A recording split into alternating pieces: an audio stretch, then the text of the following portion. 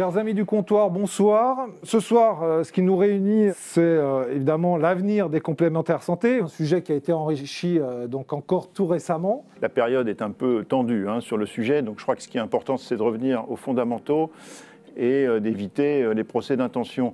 Les fondamentaux, c'est quoi? C'est que le système de santé français, il est assis sur deux jambes. C'est un système dit de copaiement. C'est un système qui associe la sécurité sociale en payeur de base sur à peu près l'ensemble des soins, sauf certains soins qui ne sont pas du tout couverts par la sécurité sociale, et les complémentaires santé qui agissent en complément de la sécurité sociale sur l'ensemble des soins également, plus un certain nombre de soins qui ne sont pas couverts par la sécurité sociale.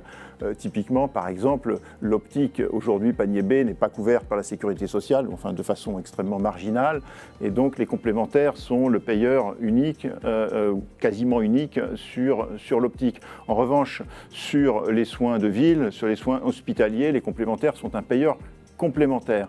Et donc, aujourd'hui, ce qu'on peut dire, c'est que grosso modo, l'assurance maladie couvre un peu plus des 3/4 des dépenses de santé des Français, à peu près 78%, les complémentaires santé un peu moins de 14%, et le reste, ce qu'on appelle le reste à charge final des ménages, qui se situe entre 6 et 9%, bon, selon la façon de le calculer, est extrêmement faible puisque c'est le plus faible de tous les pays de l'OCDE. Les travaux du HCAM ont été lancés il y a maintenant presque un an, autour d'une analyse du système de protection sociale sur les soins de santé en France, plutôt bien faite à travers un rapport qui a été publié au mois de janvier, plutôt bien faite, qui reconnaît et examine finalement les avantages et les inconvénients, notamment du payeur principal, la sécurité sociale, et des payeurs complémentaires, et je trouve avec une certaine neutralité sur le point de vue.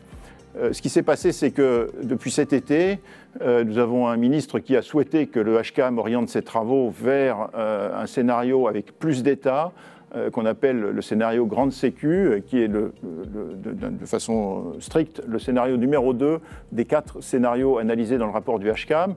Mais quand on regarde un peu en détail chacun des 4 scénarios proposés, on s'aperçoit que tous, de façon plus ou moins directe, ils sont orientés vers une vision plus étatique de la protection sociale des Français. Et en ce sens, aucun de ces scénarios aujourd'hui ne fait consensus. Je voudrais maintenant peut-être vous donner une perspective par rapport à la situation actuelle et à ces 4 scénarios. C'est qu'on a en France un modèle qui marche bien. Ce modèle du copaiement a été assez critiqué, il est encore un peu critiqué dans le dernier rapport de la Cour des comptes, notamment à cause de ses frais de gestion, qui sont d'ailleurs très mal analysés et très souvent considérablement surinterprétés. Je rappelle que dans les frais de gestion, on y met aussi tous les services de prévention, les services d'orientation dans les soins, etc. Donc ce n'est pas exactement ce qu'on appelle des frais de gestion. Donc ça, c'est le premier point.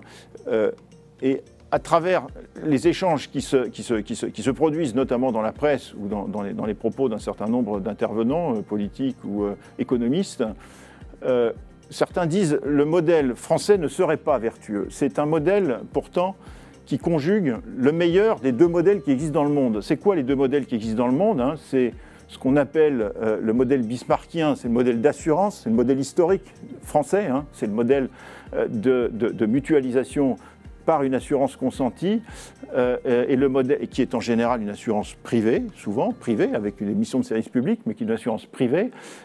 Et le modèle beveridgien, c'est le modèle du NHS britannique, c'est-à-dire c'est le modèle étatisé dans lequel et le financement des soins et l'offre de soins sont en général 2 services publics, financés par l'impôt, réalisés par un service public fonctionnalisé. Et la France a l'intelligence, je trouve, dans son modèle, de conjuguer le meilleur des 2.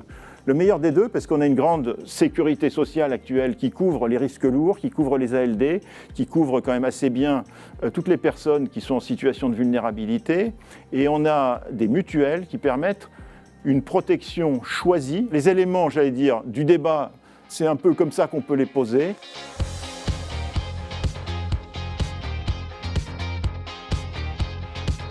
Eh bien, bonsoir à tous. J'ai le plaisir d'animer cette table ronde dont le thème est l'articulation entre l'assurance maladie et les complémentaires santé pour permettre aux Français, aux salariés d'accéder à une santé de qualité à un coût soutenable. Alors qu'est-ce qu'on pourrait faire de mieux? Quelle articulation on pourrait trouver entre l'assurance maladie et les complémentaires santé? Quels sont les freins à lever, les leviers à activer? Pour les partenaires sociaux, l'articulation AMO-AMC, en ce qu'elle touche vraiment l'ensemble des salariés, est un sujet fondamental. Et si on se préoccupe plus particulièrement de la prévention, dans le rapport du HCAM, jusqu'à hier soir, il n'y avait qu'une seule ligne qui parlait de la prévention pour dire que l'assurance maladie pourrait faire plus et mieux si on lui confiait l'ensemble de la protection sociale. Or, vraiment, je pense que notre conviction, c'est qu'on peut faire beaucoup plus pour la prévention et que l'entreprise, le travail, c'est un lieu fondamental pour développer la prévention. Alors bien sûr, il y a une responsabilité qui incombe à l'entreprise. La question de la prévention du risque primaire, la question des documents uniques et de la prévention des risques, ça très clairement, ce sont des sujets qui peuvent toucher l'organisation du travail, les équipements au travail, et ça c'est fondamental que ce soit traité dans l'entreprise. On est sur les sujets de santé publique. Aujourd'hui par exemple, et je vais forcément forcer un peu le trait, prenons quelqu'un qui finalement s'est laissé bien vivre, arrive à 50 ans avec une obésité morbide, un IMC à 40, et puis qui va commencer à faire de l'hypertension, qui va être soigné, qui va faire de l'apnée du sommeil, qui va commencer à avoir des problèmes hépatiques. Cette personne-là, finalement, par son fonctionnement comportemental, va se retrouver débiteur de l'assurance maladie et pris en charge par la collectivité. Et il faut se demander si, à un moment dans les politiques de prévention, on ne pourrait pas être amené, et ça se fait dans d'autres pays, mais je force un peu le trait parce qu'en France, on voit bien qu'on est loin d'avoir cette maturité-là, mais on pourrait se poser la question de savoir si finalement, on ne va pas devoir inciter à avoir des comportements plus sains, et qu'en contrepartie, si les phénomènes que je viens de citer ne sont pas de nature pathologique autre que liés à des phénomènes comportementaux, eh bien, est-ce que c'est à la collectivité de prendre en charge ses soins? La vraie prévention, ce serait d'arriver à agir sur les déterminants de santé, plutôt qu'à se retrouver, à se poser la question quand la personne est arrivée à l'atteinte de la morbidité, de savoir si elle a bien fait ou pas bien fait. C'est vrai. Sur ce sujet, qui est un vaste sujet, les questions de prévention, je partage en partie ce qui a été indiqué tout à l'heure par Jocelyne. Sur ces questions-là, on parle beaucoup de prévention, mais de façon concrète, il y a quand même beaucoup de manques, et je crois qu'on a tout intérêt à ce que ces questions de prévention se concrétisent réellement à tout niveau, et notamment dans les entreprises, parce que ça a un effet bénéfique bien sûr aux intéressés, mais c'est un effet bénéfique également sur la diminution des coûts de la réparation, donc c'est un effet bénéfique pour l'ensemble du système de protection sociale. Pour autant, puisqu'on a un niveau entreprise, un niveau branche également, il faut être prudent sur le fait que l'un ne prenne pas le pas sur l'autre. Bon, la CGT défend l'idée d'une transformation fondamentale de notre système de protection sociale. C'est ce qu'on appelle la sécurité sociale intégrale. Et le point que je voudrais souligner, c'est que dans cette conception, nous pensons qu'il faut une évolution du rôle des complémentaires et que pour nous, effectivement, la prévention devrait être la mission fondamentale des complémentaires plutôt que son rôle actuel qui est un rôle de copaiement des prestations sociales. Comment vous voyez finalement le rôle de l'entreprise, de la branche? Quel bilan vous tirez finalement du dialogue social sur ces questions de protection sociale et de santé? Le dialogue social, il va se nouer au sein de l'entreprise, il peut se nouer au sein de la branche, et c'est pour ça aussi qu'au sein des branches, on va avoir, je pense, de plus en plus besoin d'observatoires des sinistralités pour comprendre, à la fois dans les dimensions maladie et dimensions risque professionnel, santé publique au sens large, quels sont les enjeux et pouvoir travailler sur l'ensemble de ces dimensions avec des outils de prévention. Nous, on considère que les branches ont un rôle important à jouer parce qu'elles sont de nature à emporter l'ensemble des entreprises d'une branche définie, même si les branches sont de plus en plus importantes. Et quand je dis l'ensemble des branches, c'est quelle que soit leur taille. Pour habitude de dire qu'une grande entreprise, elle fait des choses, mais ce n'est pas toujours parfait, mais en tous les cas, elle fait des choses.